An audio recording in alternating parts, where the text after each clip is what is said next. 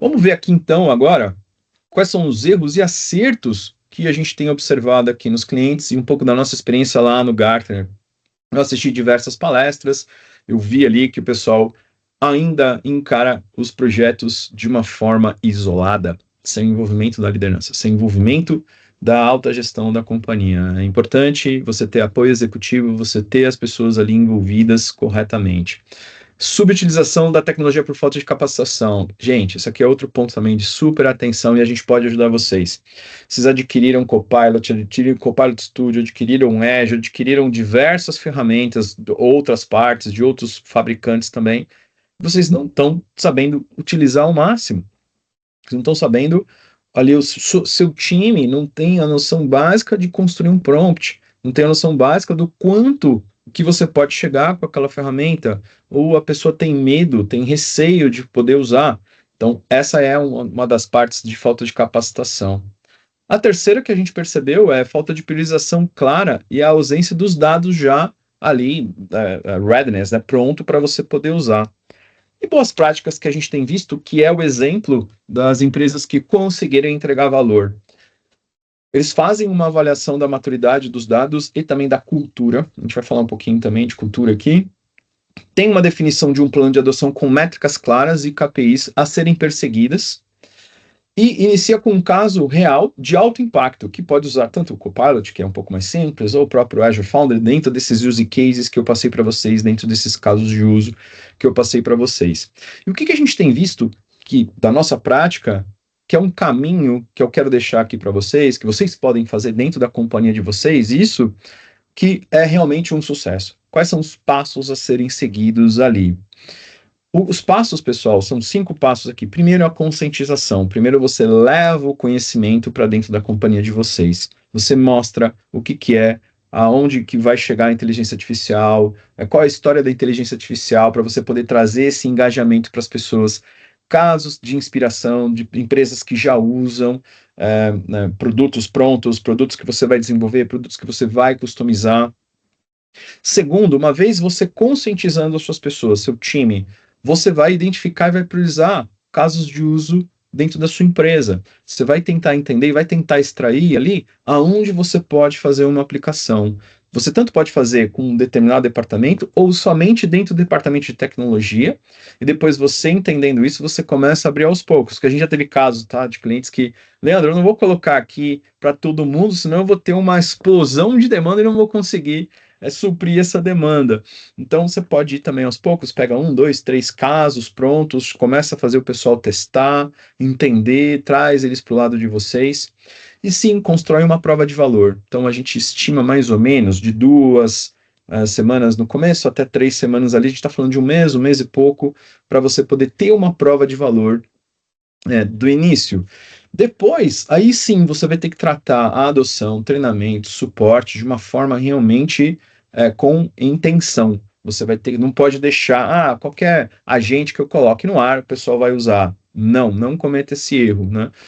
Governança e segurança, da mesma forma, você vai colocar isso dentro de guardrails, você vai colocar isso dentro de estruturas de políticas bem definidas de uso, quem que pode acessar qual dado, se o dado é sensível, se não é sensível.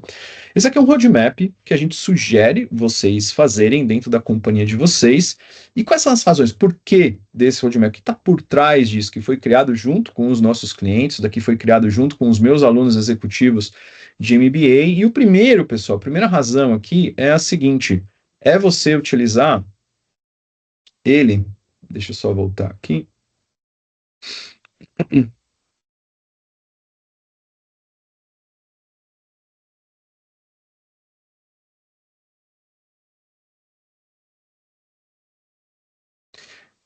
É você utilizar essa abordagem para você ter um risco baixo no início, você diminui aqui a fricção de início desse projeto.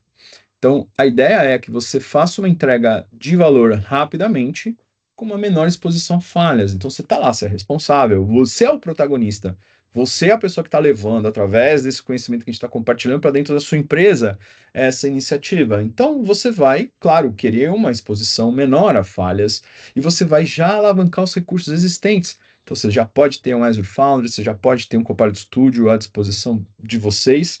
Você vai trazer engajamento às pessoas. Então, você vai capacitar, vai suportar e vai reduzir a resistência às mudanças, promovendo aí uma cultura bastante positiva, uma cultura digital bastante positiva. Isso aqui, foco em alta produtividade. Para quem teve a oportunidade de ir no evento Gartner, viu que isso desde o ano passado eles já estão falando sobre isso, a busca pela alta produtividade. E o que é isso, pessoal? É você buscar aonde você vai conseguir o maior impacto. E aonde está esse maior impacto?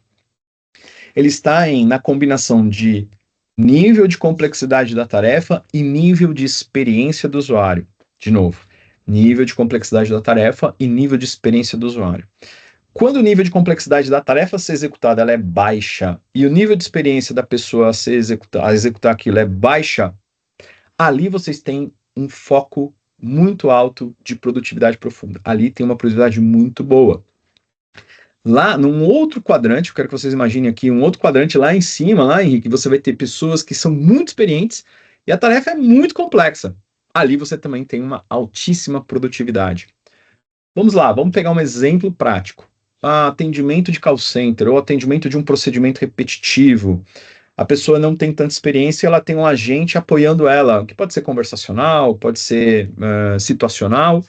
Ele vai ter ali um ganho muito grande de produtividade, porque você reduz ali o tempo e a curva de aprendizado dele. Então, toda a situação vai estar mapeada, você vai entregar para o seu agente, ele vai responder para você, ele vai seguir.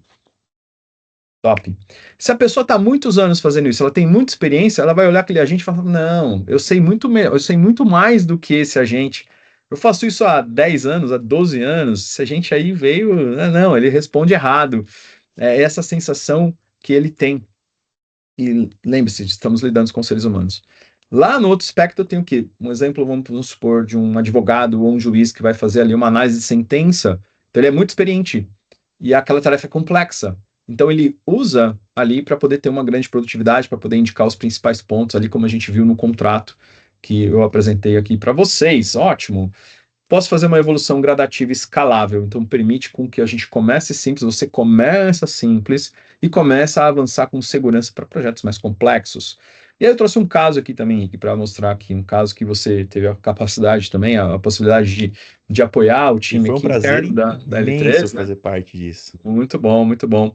A Petronect, ela é uma empresa da Petrobras, ela é uma empresa, é um marketplace, que ela é a junção da SAP, da Accenture, junto com a Petrobras, e o objetivo é conectar os fornecedores e compradores por meio de comércio eletrônico para você fazer a aquisição de bens e serviços da Petrobras. Então, imagina quanto que a Petrobras compra. Então, a ideia dela é proporcionar uma melhor experiência em compras, sendo reconhecida por sua grande excelência de mercado e sustentabilidade. Então, a ideia, o desafio aqui era tornar os editais públicos mais acessíveis, e compreensíveis para os fornecedores, principalmente aqueles com menos recursos e familiaridades com os documentos técnicos, que tem muito documento técnico. A ideia foi criar um assistente virtual chamado Paola, eles batizaram como Paola. A gente usou o Azure, usou o Copilot Studio para fazer essa publicação, trazendo muita agilidade e trazendo muita escala e satisfação dos fornecedores, aí tendo uma experiência maior no portal. Então, o que você tinha antes? Você tinha um portal que você fazia o download dos seus editais e você começava a fazer a análise desses documentos. E aí você tinha que fazer por você mesmo o critério se você tinha ou não condição de participar daquele edital. Hoje não, você tem a condição de fazer isso de uma forma com o chat generativo deles. Essa aqui é a nossa publicação, a Pigato vai passar depois para vocês. Quem quiser mais informações aqui sobre esse caso, essa aqui é a publicação da própria Microsoft. Microsoft fez essa publicação. Essa daqui é a publicação da própria Petronect, falando sobre, olha, já pensou você conversar com um edital, né? Olha que bacana aqui, você tem ali uma conversa com os documentos. E aí é um pouco da repercussão ali, o Ronald Jr., que é o especialista hoje, um dos maiores especialistas da Microsoft em Copilot Studio, e a própria presidente da Microsoft, a Priscila, está aqui fazendo o depoimento do projeto que a gente ajudou a Petrobras a implementar. Isso é incrível, muito bom, muito legal, né? Então, qual que é trazendo um pouco de agentes para vocês. Vocês vão poder publicar esses agentes de diversas formas, pode no Power Platform, no próprio Copilot, nos seus aplicativos, como eu já mostrei para vocês. Mas tem o que eu quero deixar esse último recado aqui para vocês em relação ao espectro dos agentes. Qual que é a diferença? Tem até uma aula que a gente está preparando, pessoal, que é sobre as diferenças dos agentes e esses espectros. Isso faz parte desse material que a gente está desenvolvendo. Então, fiquem antenados aí, a gente vai fazer mais para frente mais aulas sobre isso, para vocês poderem compreender como vocês utilizarem na empresa de vocês, quais são os níveis, né? Então, dentro desse espectro, você vai ter um primeiro, que é do termo em inglês, que é o retrieval. Retrieval é o pesquisador, você vai recuperar informações, você vai treinar ele com as informações dos seus documentos, e você vai extrair essas informações. Então, você vai perguntar ali, quando que vence contrato tal, ou o que tem desse contrato dentro de um cenário de um departamento jurídico, ou de um departamento de compras, ou de departamento de TI que tem contratos com diversos fornecedores. Você vai recuperar as informações de contrato, o que eu tenho de direito, quando que vence, assim por diante. Você está pesquisando a informação. O segundo passo são os acionáveis, são ações que você pode fazer com esse agente. Então, na mesma situação, no mesmo caso, eu vou ter ali um contrato que eu sei que está vencendo. Então, eu posso pedir para ele fazer uma ação. Eu peço para ele fazer o quê? Eu quero que você preencha uma renovação desse contrato com os mesmos termos, corrigindo ele com IGPM e dando mais 2 anos de prazo. Ele vai, preenche o contrato, cria uma nova versão, te entrega. É incrível, Henrique. Isso daí é algo que realmente é revolucionário. uma roda, né? É revolucionário, né, Lê? A gente poder escalar em várias frentes para todos os públicos, para todas as necessidades, de uma forma sustentável. Sim. Dentro do mundo da IA, de dados. Isso é fantástico, poder ter vários caminhos para poder seguir. E aí você tem o último, que aqui é o autônomo, que você pode fazer o quê? Dar instruções para ele. Então, assim, eu posso dar uma instrução para o agente, eu quero que você, toda segunda-feira, me mande um e-mail dizendo quais são os contratos que vão vencer na próxima semana, e você já pode preencher esses contratos que vão vencer e me enviar com as alterações que eu estou pedindo aqui. Então, você passa comandos para ele poder deixar essa programação e ele fazer, dependendo daquela instrução que você passou.